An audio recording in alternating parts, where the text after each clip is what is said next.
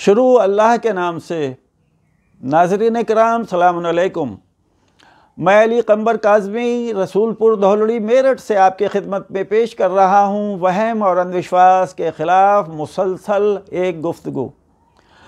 کل کی کلپ میں بات ہو رہی تھی کہ جادوگروں کی رسیاں اور چھڑیاں ڈالتے وقت کہے جملے، فرعون کے جلال کی قسم ہم ہی ضرور غالب رہیں گے۔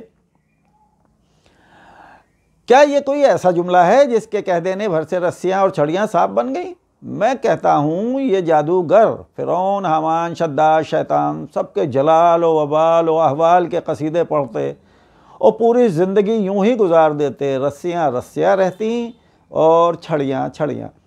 مگر چونکہ یہ سب شعبدے باز تیار کر کے لائے تھے، اس واقعے کو تفصیل وار سن لیجئے۔ سورہ شعراء آیات 10 سے واقعے کا یوں آغاز ہوتا ہے۔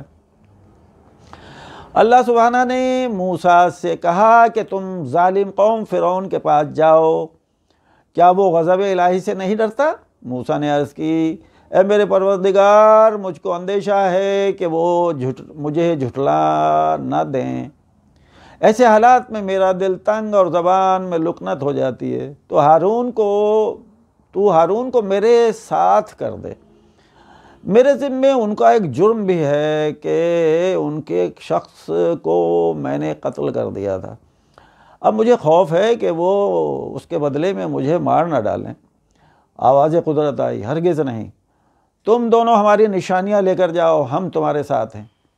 ان آیات کی روشنی میں یہ بات واضح ہے کہ حضرت موسیٰ کو فرعون کے دربار میں جانے سے صرف دو باتوں کا خوف تھا، ایک وہ کہ جھوٹا نہ کہیں اور دوسرے مجھے اس قتل کے بدلے میں قتل نہ کر دیں۔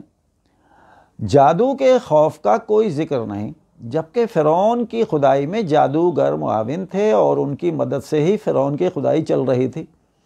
غرض موسیٰ علیہ السلام نے اللہ کے عطا کیے ہوئے معجزے لے کر فرعون کے دربار میں جانے کا ارادہ کیا، اور وہ وہاں پہنچے تو وہ لوگ ان معجزات کو جادو اور موسیٰ کو جادوگر کہنے لگے۔